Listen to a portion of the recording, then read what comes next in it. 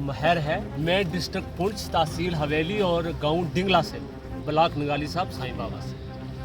ये जितने भी लोग आज यहाँ पे इकट्ठे हुए, आज नहीं बल्कि लगातार ये जितने भी हज़ारों और सैकड़ों की तादाद में लोग यहाँ पे इकट्ठे रहते हैं। और आज हमें कुछ सुनने में आया है कि जो एडमिनिस्ट्रेशन है वो सेंट्रल गवर्नमेंट हो या स्टेट गवर्नमेंट तो है नहीं है, यूटी गवर्नमेंट। हमारे पीर नसार सैयद नसार शाह साहब सिक्योरिटी, जो फजलाबाद में पीर सैयद नसार शाह साहब हैं, उनकी सिक्योरिटी को जो है वो वापस करना चाहते हैं।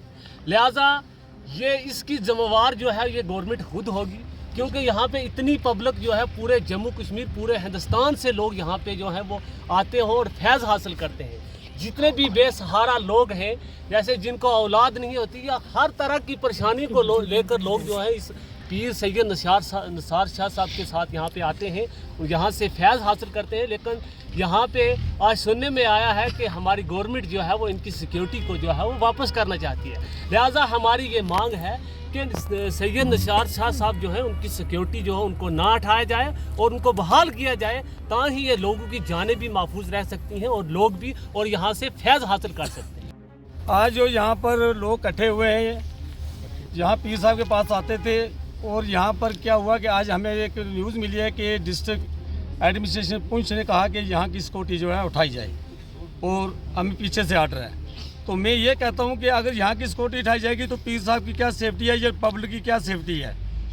यहाँ पर डिस्टर्ब एरिया चल रहा है और ये चाहते हैं कि सिक्योरिटी उठाई जाए, तो पीर साहब भी कहते हैं कि अगर सिक्योरिटी नहीं होगी तो मैं नहीं बैठूँगा यहाँ पर। यहाँ पर लोगों का जो है पीर साहब की तरफ से बहुत फैज़ मिल रहा है लोगों को, तो पब्लिक भी परेशान है। तो पीर साहब ने ये भी कहा कि अगर ये मेरी सिक्योरिटी उठाएंगे तो मैं अपना यहाँ से सब कुछ उठा लेता हूँ, मैं अपने यहाँ से सब कुछ उठा लेता हूँ। 500 से 700 हज़ार भी कभी कभी होते हैं, 500-700 लोग हैं, इनकी रिस्पॉन्सिबिलिटी कौन लेगा।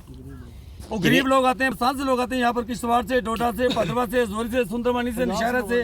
यहाँ पर थोड़ा सा मतलब डिस्टर्ब एरिया है, थोड़ा सा डिस्टर्ब एरिया। पीर साहब रात को यहाँ से 6-6:30 बजे निकलते हैं, कहीं गाँव में जाना, किसी के घर जाना होता है, कभी बफलिया जाना होता है, कभी सैलान जाना होता है, तो उनके लिए भी तो इस चीज़ का खतरा बना रहता है ना। तो इसलिए कहते हैं कि ये जो 2-3-4 आदमी मेरे पास हैं वो रहने चाहिए।